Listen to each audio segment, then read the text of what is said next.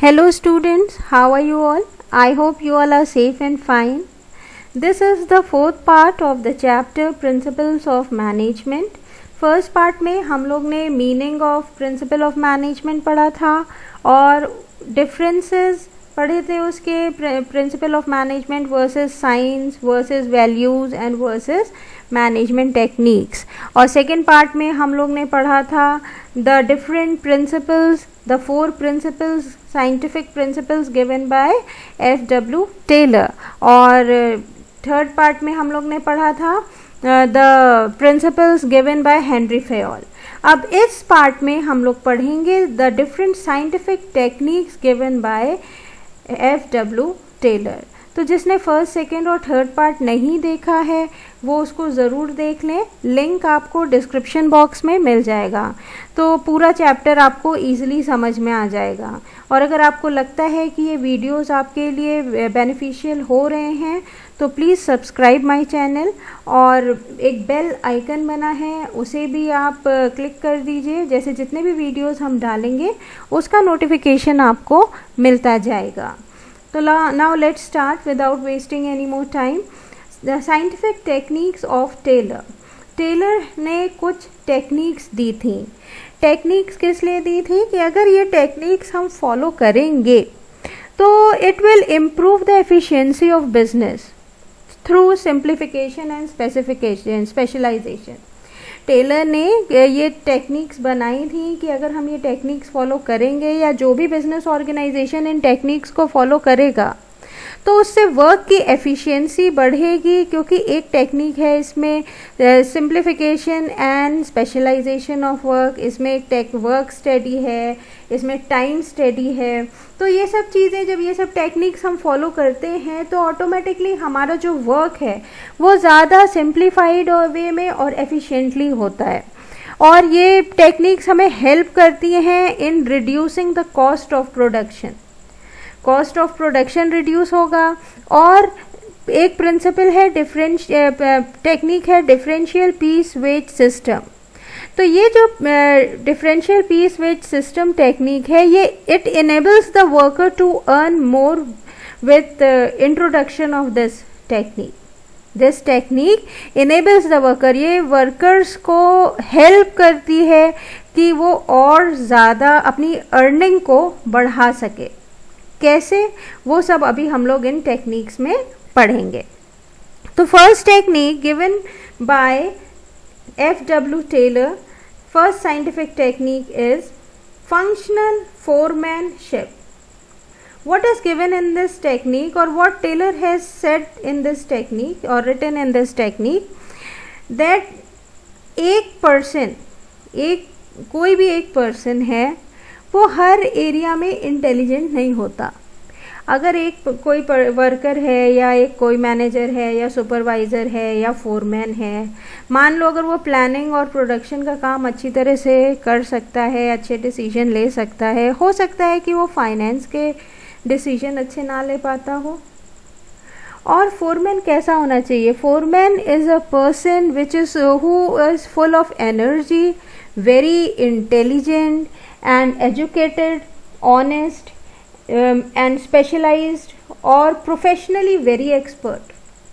तो ये सारी क्वालिटीज़ ज़रूरी है कि किसी एक पर्सन में प्रेजेंट हो सकता है इसमें से कोई एक आध क्वालिटी नहीं प्रेजेंट हो, या सपोज एक ही पर्सन में ये सारी क्वालिटीज़ प्रेजेंट भी हैं तो अगर हम उसे प्लानिंग, प्रोडक्शन, सारा काम उसके सर पे डाल देंगे तो वो ओवरबर्डन्ड हो जाएगा काम से और रिजल्ट ओरिएंटेड वर्क नहीं दे पाएगा। क्यों? ओवरबर्डन की वजह से वो थक जाएगा। तो टेलर ने क्या कहा कि फंक्शनल फोरमैनशिप टेक्निक में कि जो आपका फैक्ट्री है, फैक्ट्री का जो काम है उसको दो पार्ट में डिवाइड कर दो। किसी एक पर्सन के ऊपर सारी जिम्मेदारी मत डालो। फैक्ट्री के वर्क को दो पार्ट में डिवाइड कर दो। एक आप उसमें प्लानिंग डिपार्टमेंट बना दो और एक आप उसमें ऑपरेशनल या प्रोडक्शन डिपार्टमेंट बना दो। और उसमें भी जो प्लानिंग डिपार्टमेंट है और जो ऑपरेशनल डिपार्टमेंट है इसका जो वर्क है वो भी किसी एक पर्सन के ऊपर सारा काम मत दे दो। तो इस क्या कहा टेलर ने कि प्लानिंग डिपार्टमेंट में 4 क्लर्क या 4 फोरमैन दे दो, 4 क्लर्क या 4 फोरमैन अपॉइंट करो प्लानिंग डिपार्टमेंट में। सबसे पहले क्या किया गया, फंक्शनल फोरमैनशिप में जो फैक्ट्री है उसे 2 पार्ट में डिवाइड कर दिया, planning department and operational department. और फिर जो प्लानिंग डिपार्टमेंट है उसमें 4 क्लर्क या 4 फोरमैन को अपॉइंट करो जो वर्कर्स को काम करने में हेल्प करेंगे। इसी तरह जो ऑपरेशनल डिपार्टमेंट है उसमें भी 4 बॉस या 4 क्लर्क या 4 फोरमैन, आप कुछ भी कह सकते हैं, को अपॉइंट करो। तो 4 क्लर्क या 4 फोरमैन जो प्लानिंग डिपार्टमेंट में है वो कौन कौन से हो गए, root clerk, instruction card clerk, time and cost clerk और डिसिप्लिनेरियन। तो आपके लिए 1 मार्क क्वेश्चन के लिए या ऑब्जेक्टिव टाइप क्वेश्चन के लिए ये पार्ट बहुत इंपॉर्टेंट है। ये जो क्लर्क्स हैं इनके फंक्शन पूछे जाते हैं या इनकी रिस्पॉन्सिबिलिटीज पूछी जाती हैं। बहुत छोटे छोटे एक लाइन की हैं, आपको पढ़ने में भी ज़्यादा प्रॉब्लम नहीं होगी, ईजी है। तो सबसे पहले रूट क्लर्क, तो ये रूट क्लर्क की क्या रिस्पॉन्सिबिलिटी है, route clerk is responsible to fix up the sequence of steps for performing mechanical and manual job. तो यहाँ पे क्या कह रहे हैं, रूट क्लर्क की क्या रिस्पॉन्सिबिलिटी है कि ये सीक्वेंस फिक्स करता है। सीक्वेंस मतलब स्टेप्स डिसाइड करता है कि वर्कर सबसे पहले क्या काम करेगा, उसके बाद सेकंड स्टेप उसका क्या है, थर्ड स्टेप क्या है। स्टेप बाय स्टेप ये डिसाइड करता है कि वर्कर क्या काम करेगा। Second is instruction card clerk. Instruction word से ही समझ में आ रहा है। तो इंस्ट्रक्शन कार्ड क्लर्क की क्या रिस्पॉन्सिबिलिटी है कि ये जनरल इंस्ट्रक्शंस देता है which are necessary to carry on the job in a specified manner. Instruction card की रिस्पॉन्सिबिलिटी क्या है कि ये जनरल इंस्ट्रक्शंस बताता है कि क्या इंस्ट्रक्शन है कोई भी जॉब को सिंप्लीफाइड मैनर में इजी तरह से करने के लिए। उसी तरह टाइम एंड कॉस्ट क्लर्क, नाम से समझ में आ रहा है, टाइम एंड कॉस्ट। ये वाला क्लर्क या ये वाला फोरमैन क्या बताता है, ये फिक्स करता है time for starting and completion of job, कि कब काम स्टार्ट करना है और कितने दिन में उस काम को ख़त्म करना है। ये टाइम डिसाइड करता है, time and cost clerk decides the time कि काम कब स्टार्ट करना है और कितने दिन में उस काम को ख़त्म हो जाना चाहिए। और कॉस्ट भी डिसाइड करता है कि उस काम को करने में कितना खर्चा आएगा। This is the responsibility of time and cost clerk. Disciplinarian, अब डिसिप्लिनेरियन, डिसिप्लिन से तो अपने आप ही आपको समझ में आ रहा है। दिस क्लर्क और this foreman is responsible for performance of job in orderly and systematic way. ये जो डिसिप्लिनेरियन है ये देखता है कि सब लोग, सारे वर्कर्स काम को ऑर्डरली और सिस्टमैटिक मैनर में कर रहे हैं कि नहीं। तो प्लानिंग डिपार्टमेंट में ये 4 क्लर्क हो गए, रूट क्लर्क जो सीक्वेंस डिसाइड करता है, इंस्ट्रक्शन कार्ड क्लर्क जो जनरल इंस्ट्रक्शंस देता है, टाइम एंड कॉस्ट क्लर्क जो starting and completion of work का टाइम डिसाइड करता है और कॉस्ट बताता है कि कितने खर्चे में ये काम हो जाना चाहिए। डिसिप्लिनेरियन जो देखता है कि सारा काम ऑर्डरली एंड सिस्टमैटिक वे में हो रहा है कि नहीं। नाउ ऑपरेशनल डिपार्टमेंट, अब जैसे 4 यहाँ पे क्लर्क अपॉइंट किए गए थे वैसे ही 4 ऑपरेशनल डिपार्टमेंट में वर्कर्स को हेल्प करने के लिए।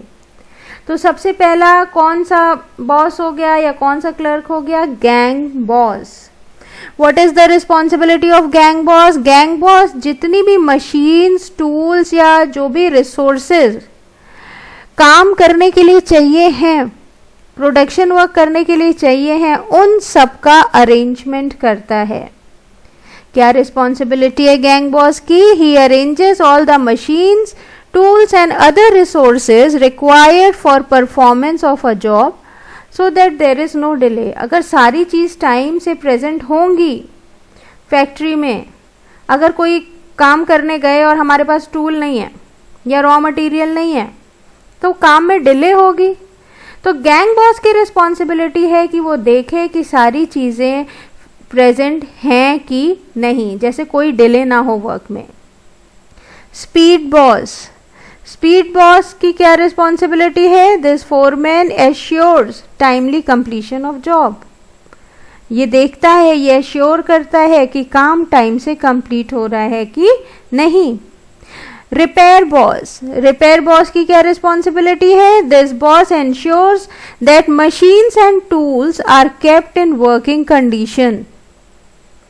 ये बॉस क्या इंश्योर करता है कि जितनी भी मशीनरी हैं और टूल्स हैं वो वर्किंग कंडीशन में होनी चाहिए। मशीनरी खराब नहीं होनी चाहिए, टूल्स खराब नहीं होने चाहिए, जंग नहीं लगे होने चाहिए, ऑयलिंग वगैरह सब होनी चाहिए पहले से ही, कि जब कोई काम करने बैठे, जब प्रोडक्शन वर्क हो तो उसके बीच में इन टूल्स और मशीनरी की वजह से कोई भी डिले या प्रॉब्लम ना हो।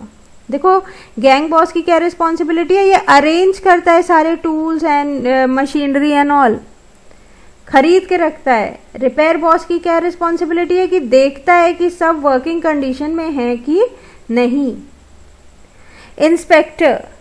इंस्पेक्टर के नाम से ही पता चल रहा है कि ये चेक करता है कि क्वालिटी ऑफ आउटपुट, जो फिनिश गुड्स हैं उनकी क्वालिटी स्टैंडर्ड है कि नहीं। तो 4 ऑपरेशनल बॉस कौन से हो गए? Gang boss, speed boss, repair boss and inspector. देखने में ये टेक्निक बहुत बड़ी लगती है बट है बहुत सिंपल। क्या हुआ? फैक्ट्री को 2 पार्ट में डिवाइड कर दिया प्लानिंग में, उसमें 4 क्लर्क अपॉइंट कर दिए वर्क को इजी करने के लिए। ऑपरेशनल में भी 4 बॉस अपॉइंट कर दिए जो वर्कर्स को हेल्प कर रहे हैं। Now the next technique is standardisation and simplification of work. अब इसको 2 पार्ट में पढ़ो, स्टैंडर्डाइजेशन एंड सिंप्लीफिकेशन। स्टैंडर्डाइजेशन का क्या मतलब होता है कि आपके फिनिश गुड, जो आपका फिनिश गुड्स है, जो फैक्ट्री गुड्स प्रोड्यूस कर रही है, फिनिश गुड्स कब स्टैंडर्ड क्वालिटी का होगा? फिनिश गुड तब स्टैंडर्ड क्वालिटी का होगा जब शुरुआत से ही हर चीज का स्टैंडर्ड मेंटेन करके रखा है। आपने जो रॉ मटेरियल खरीदा वो स्टैंडर्ड क्वालिटी का हो, आप जो मशीनरी खरीद रहे हो वो स्टैंडर्ड क्वालिटी की हो, आप जो भी टूल्स और इक्विपमेंट चूज कर रहे हो वो स्टैंडर्ड क्वालिटी का हो।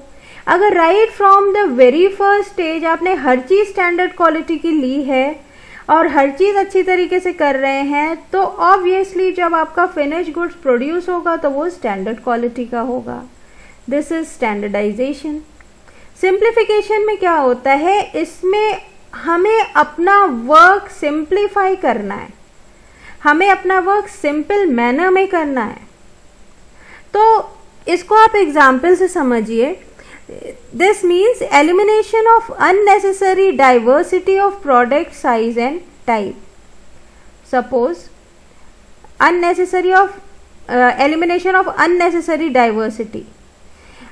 Suppose टॉय की शॉप है या टॉय की फैक्ट्री है, तो वो वहाँ पे क्या देखा जा रहा है कि मार्केट में जो बच्चे हैं वो बॉल पसंद कर रहे हैं, वो डॉल पसंद कर रहे हैं, वो बच्चों के और कई टाइप के टॉयज पसंद कर रहे हैं, लेकिन कोई एक टाइप का टॉय है जो बिल्कुल भी मार्केट में नहीं बिक रहा है।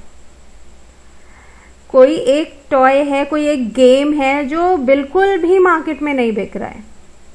तो वो क्या हो गया? वो क्या, जब हमें पता है कि वो टॉय मार्केट में नहीं बिक रहा है तो उसका प्रोडक्शन करना बंद कर दो। Elimination of unnecessary diversity. Elimination of unnecessary diversity means उस टॉय का प्रोडक्शन करना बंद कर दो जब हमें पता चल गया है कि वो नहीं बिक रहा है, क्योंकि रॉ मटेरियल का वेस्टेज है, एनर्जी का वेस्टेज है, मनी का वेस्टेज है। One more example, suppose shoes की फैक्ट्री है, तो वहाँ हर साइज के शूज बनते हैं, लेकिन कुछ ऐसे साइज के शूज बनते हैं जो कि किसी के पैर में ठीक से फिट नहीं होते। भाई शूज ऐसे बन रहे हैं जो इजीली हर नंबर के शूज बने हैं, सबको फिट हो रहे हैं, लेकिन कुछ ऐसे एक्स्ट्रा लार्ज या एक्स्ट्रा स्मॉल साइज के बना दिए जाते हैं कि मान लो ऐसा कोई कस्टमर आ गया तो वो नहीं बिक रहे। तो वो अननेसेसरली बन रहे हैं, उसको, उस अननेसेसरी डाइवर्सिटी को बंद कर दो। आप सेम तरीके के जो चीज़ इजीली मार्केट में बिक रही है उसको केवल प्रोड्यूस करो, उससे आपका वर्क सिंप्लीफाइड हो जाएगा। तो स्टैंडर्डाइजेशन में क्या होता है कि आप गुड्स को स्टैंडर्ड क्वालिटी का बनाओ, और वो स्टैंडर्ड क्वालिटी के कब बनेंगे, जब आप right from the very first stage her cheese standard quality की ले रहे हो। सिंप्लीफिकेशन में जो अननेसेसरी स्टेप्स हैं, जो अननेसेसरी डाइवर्सिटीज हैं, unnecessary size and type of the product है जो मार्केट में नहीं सेल हो रहे हैं, उनको मत प्रोड्यूस करो। Now the next is work study. Work study सबसे लार्ज है टेक्निक, क्योंकि इसके अंदर कई सारी स्टडी आती हैं, like fatigue study, method study, time study and motion study. तो work study ensures maximum contribution in minimum cost, ज़्यादा से ज़्यादा कंट्रीब्यूट करेंगे और मिनिमम कॉस्ट में। कैसे? तो वर्क स्टडी में जो फर्स्ट स्टडी है वो है फटीग स्टडी। फटीग का मतलब क्या होता है? टायर्डनेस, लेजीनेस, कि कितनी देर में वर्कर थक जाता है, टायर्ड फील हो जाता है। कोई भी एक इंसान, मान लीजिए आप स्कूल जा रहे हैं और आपको स्कूल में 8 पीरियड्स होते हैं और बीच में आपको इंटरवल ना दिया जाए, लंच ब्रेक ना दिया जाए, तो क्या आप फर्स्ट पीरियड से 8 पीरियड तक आराम से बैठ के उसी एनर्जी से पढ़ पाएंगे? जो एनर्जी आपके अंदर फर्स्ट पीरियड में थी वही फोर्थ पीरियड में और वही 8 पीरियड में होगी?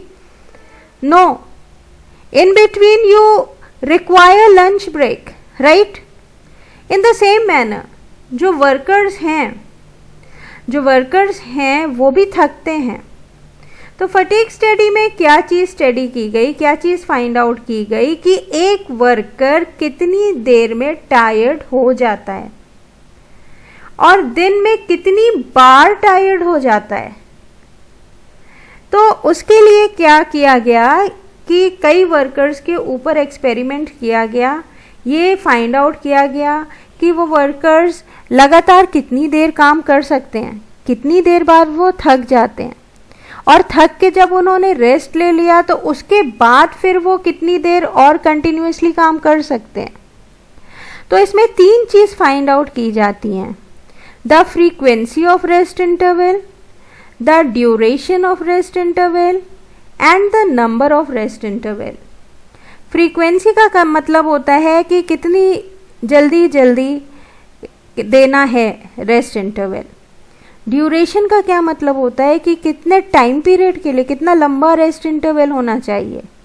और नंबर ऑफ रेस्ट इंटरवल मतलब कितनी बार रेस्ट इंटरवल मिलना चाहिए। तो इसमें क्या किया जा सकता है कि भाई सुबह अगर 9 बजे वर्कर आया और वो शाम को 5 बजे तक काम कर रहा है तो एक long duration of rest interval दे दो, एक लंच ब्रेक दे दो जो 1 घंटे का हो, उसमें वो अपना उसको जो काम निपटाना है, जो खाना खाना है, जो भी कुछ करना है वो सब कर ले। फ्रीक्वेंसी मतलब कितनी जल्दी देना चाहिए।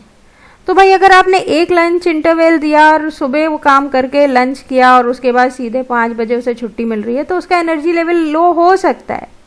तो बीच में उसको थोड़ा टाइम टी के लिए मिल सकता है, टी ब्रेक दे दो 5 मिनट की, 5 मिनट में चाय पी लेगा, वो फिर से रिफ्रेश फील करने लगेगा। 1 घंटे का लंच दे दो, फिर जो सेकेंड टाइम लंच के बाद जो टाइम पीरियड है उसमें 5 मिनट का फिर से एक टी ब्रेक दे दो।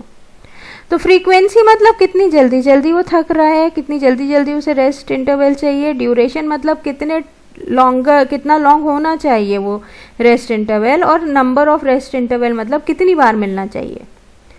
फॉर एग्जाम्पल देखो, हर ह्यूमन बीइंग, हमने बताया था अलग अलग एनर्जी लेवल होता है, अलग अलग इंटेलिजेंस होती है, अलग अलग बिहेवियर होता है। तो एक अगर मान लो 3 शिफ्ट में ऑर्गेनाइजेशन रन कर रही है, first shift, second shift, third shift. अगर एक वर्कर है वो फर्स्ट शिफ्ट में इजीली वर्क कर ले रहा है, फिर सेकंड शिफ्ट में लेथार्जिक फील कर रहा है, थका हुआ फील कर रहा है, तब क्या करो, उसको फर्स्ट शिफ्ट के लिए अपॉइंट कर लो और थर्ड शिफ्ट के लिए अपॉइंट कर लो और सेकंड शिफ्ट में उसे ब्रेक दे दो, वो अपना रेस्ट करेगा।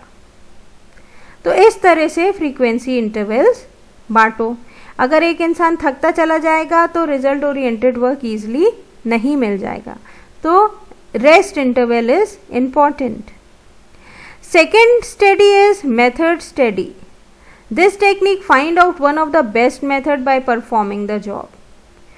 देखो हमने पहले भी बताया था कि science not rule of thumb. इसमें क्या बताया था, हिट एंड मिस मेथड मत फॉलो करो, ट्रायल एंड एरर मेथड मत फॉलो करो. कि हमारे पापा ये मेथड फॉलो करते हुए काम करते थे और उन्हें हमेशा रिजल्ट ओरिएंटेड वर्क मिला और उन्होंने हमेशा प्रॉफिट अर्न किया, तो मैं भी यही मेथड फॉलो करूँगा. जिस टाइम आपके पापा काम करते थे उस टाइम टाइपराइटर वर्क करता होगा, अब कंप्यूटर में वर्क होता है. लेकिन अगर आप अभी भी टाइपराइटर से वर्क करोगे तो आप मार्केट में कंपटीशन लेवल पे स्टैंड नहीं कर पाओगे. तो मेथड स्टडी का क्या मतलब होता है कि किसी और को देख के वही मेथड फॉलो कर लेना, या कई सालों से इस इंडस्ट्री में यही मेथड चल रहा है और अच्छा काम हो रहा है तो हम भी यही मेथड फॉलो करेंगे. नो, जो बेस्ट साइंटिफिक मेथड है उसको फॉलो करो.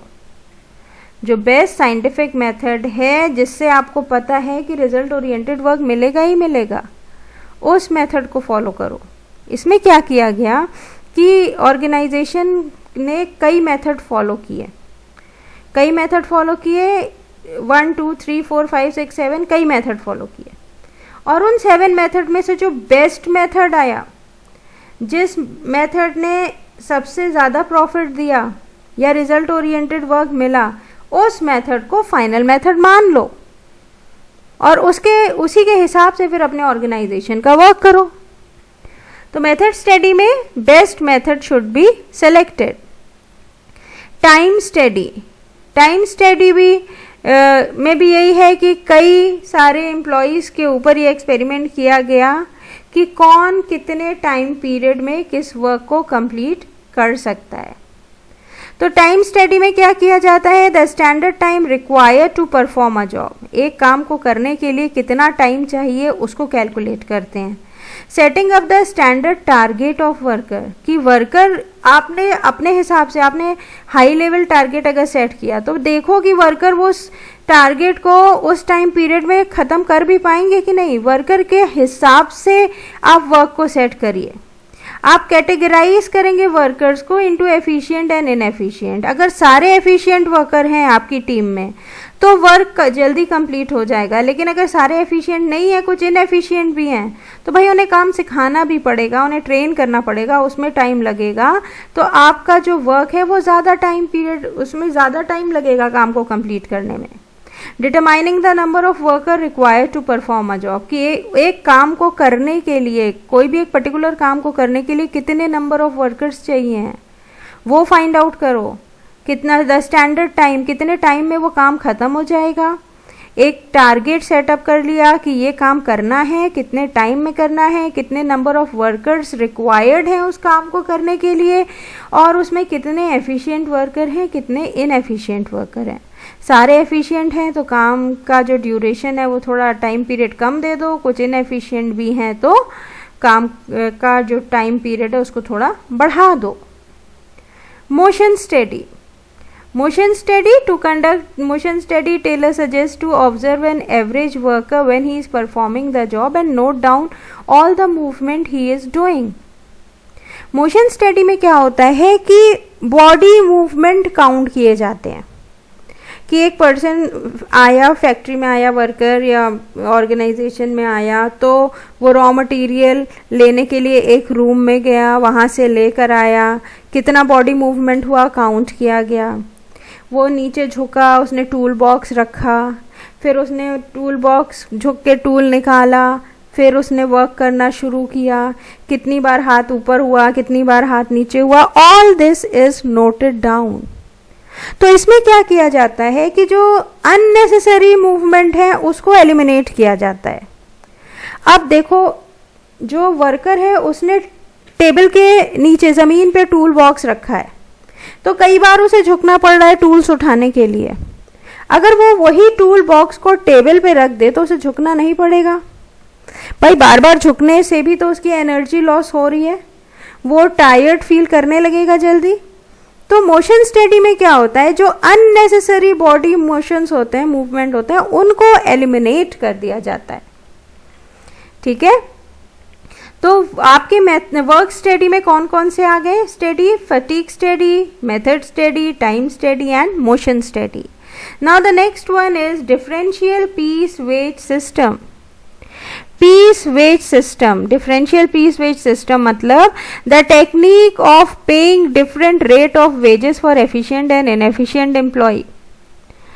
भाई जो अच्छा काम कर रहा है, जो ज़्यादा गुड प्रोड्यूस कर रहा है, उसे ज़्यादा वेज दो. जो कम गुड्स प्रोड्यूस कर रहा है, फिनिश गुड प्रोड्यूस कर रहा है, उसे कम वेज दो. जो एफिशिएंट वर्कर है और जो इनएफिशिएंट वर्कर है, अगर उनको दोनों को बराबर वेज दिया जाएगा, एक ही स्केल पे नापा जाएगा, तो एफिशिएंट वर्कर भी ये फील करेगा भाई हम 10 यूनिट प्रोड्यूस कर रहे हैं, इनएफिशिएंट वर्कर 6 यूनिट प्रोड्यूस कर रहा है, तो भी उसे 100 रुपये मिल रहा है और मुझे भी 100 रुपये मिल रहा है. तो मैं क्यों 10 यूनिट प्रोड्यूस करूं, मैं क्यों थकूं, मैं भी 6 यूनिट प्रोड्यूस करूंगा या 8 यूनिट प्रोड्यूस करूंगा, है ना. लेकिन अगर आपके नंबर ऑफ गुड्स प्रोड्यूस पे, नंबर ऑफ यूनिट प्रोड्यूस पे के बेसिस पे वेजेस मिल रहा है, या आपकी एफिशिएंसी के वेजेस पे बेसिस पे वेजेस मिल रहा है, तब क्या होगा कि जो इनएफिशिएंट वर्कर है वो भी ये सोचेंगे कि भाई उसने 10 यूनिट प्रोड्यूस किया, उसको 100 रुपये मिला, मैंने 60 यूनिट प्रोड्यूस किया, 6 यूनिट प्रोड्यूस किया, मुझे 60 रुपये मिला, तो क्यों ना मैं भी 10 यूनिट प्रोड्यूस करके और ज़्यादा पैसे कमा लूँ. और एफिशिएंट वर्कर भी सोचेगा कि जब मुझे 10 यूनिट पे 100 रुपये मिल रहा है, तो क्यों ना मैं 120 रुपये कमाने के लिए 120 यूनिट प्रोड्यूस कर लूँ. तो इससे क्या होगा, इनएफिशिएंट वर्कर की एफिशिएंसी इंक्रीज होगी और एफिशिएंट वर्कर और एफिशिएंटली वर्क करने लगेगा. तो डिफरेंशियल पीस वेज सिस्टम मतलब कि जो एफिशिएंट और इनएफिशिएंट वर्कर हैं उन्हें सेम वेजेस मत दो. उनके wages on the basis of their efficiency, on the basis of number of unit produce आप दीजिए. ठीक है. Now mental revolution. Mental revolution ये वर्ड हमने आपको जब प्रिंसिपल्स ऑफ टेलर पढ़ा रहे थे उसमें बताया था कि इसमें क्या है, corporation between worker and management और change in mental attitude of worker and management towards each other. तो क्या ऑब्जेक्टिव है मेंटल रेवोल्यूशन का? मेंटल रेवोल्यूशन वो स्टडी है जिसमें कि टेलर कह रहा है कि जो ओवरऑल सारे वर्कर्स हैं, जो सारे लेवल्स ऑफ मैनेजमेंट है, जितने लोग भी काम कर रहे हैं, सबके बीच में कॉर्पोरेशन होना चाहिए. जो बॉस है वो हमेशा ये सोचता है कि जो हमारे वर्कर्स हैं वो कम काम कर रहे हैं और मैं उन्हें ज़्यादा पे कर रहा हूँ, ज़्यादा वेजेस दे रहा हूँ, ज़्यादा सैलरी दे रहा हूँ. और जो लोअर लेवल वर्कर्स हैं वो हमेशा ये सोचते हैं कि हम इतना ज़्यादा काम कर रहे हैं फिर भी बॉस हमें इतना कम पेमेंट दे रहे हैं. तो बॉस को इतना कम पे भी नहीं करना चाहिए अपने वर्कर्स को कि वो अपनी बेसिक नेसेसिटीज़ और स्टैंडर्ड ऑफ लिविंग मेंटेन नहीं कर पाएँ. और वर्कर्स को भी इतना हाई सैलरी डिमांड नहीं करनी चाहिए बॉस से कि वो बॉस उसको पे ही ना कर पाए. तो और दूसरी चीज़ ये कि बॉस को टॉप लेवल मैनेजमेंट को थोड़ी जिम्मेदारी लोअर लेवल मैनेजमेंट को भी देनी चाहिए कि जो काम कर रहे हैं वो अपने लेवल के डिसीजंस ले सकें. वो जो प्रोडक्शन वर्क कर रहे हैं या जो भी काम कर रहे हैं, तो हमेशा बॉस डोमिनेट ना करता रहे, वो अपने लेवल के डिसीजंस खुद ले सकें. तो जब ऐसा एटमॉस्फेयर रहेगा तो क्या होगा, वहाँ पे एक जो मेंटल रेवोल्यूशन है वो नहीं रहेगा कि जो एक कन्फ्लिक्ट अंदर ही अंदर चल रहा है वर्कर के और बॉस के, वो नहीं रहेगा. वर्कर को इतना सफिशिएंट पे करना चाहिए वेजेस और सैलरी कि वो स्टैंडर्ड ऑफ लिविंग मेंटेन कर सके, और उनको भी थोड़ा डिसीजन टेकिंग अथॉरिटी देनी चाहिए, जैसे कि वो बॉस के अगेंस्ट ना बोलें. There should be corporation between worker and management. तो अगर हम ये मेंटल एबिलिटी या मेंटल एटीट्यूड जो है वर्कर का और मैनेजमेंट का एक दूसरे के प्रति, उसको अगर हम चेंज करते हैं, उसको मेंटल रेवोल्यूशन कहते हैं. तो these are all the techniques which are given by F.W. Taylor. First functional foremanship, इसमें 2 पार्ट में डिवाइड किया है, प्लानिंग डिपार्टमेंट और operational department. Second standardisation and simplification of work. Third work study, जिसमें fatigue study, method study, time study, motion study पढ़ना है. fourth differential piece weight system, and fifth mental revolution. That is all in this video. और ये chapter यहीं पे finish होता है. इसके बाद हम लोग बिजनेस एनवायरनमेंट स्टार्ट करेंगे नेक्स्ट वीडियो में. Those who have not subscribed my channel, please subscribe. And in the next video we will be doing business environment. This is all in this chapter. Have a nice day.